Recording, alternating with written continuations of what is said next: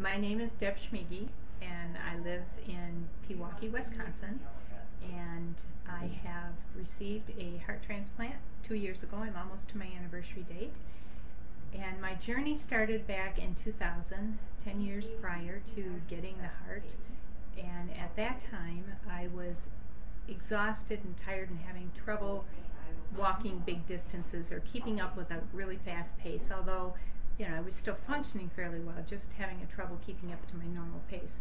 So at that point I was diagnosed with cardiomyopathy, which is a weak heart muscle, essentially. There's nothing you can do for it. You can take medications to sustain it.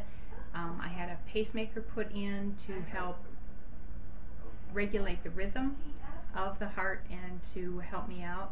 But the reality is a weak heart, eventually it's a weak muscle and it just gets more and more deteriorated until the only real cure is an actual transplant. So I started out in 2000. I was a jogger and a runner and very much into a lot of activity. Our family did a lot of hiking and stuff.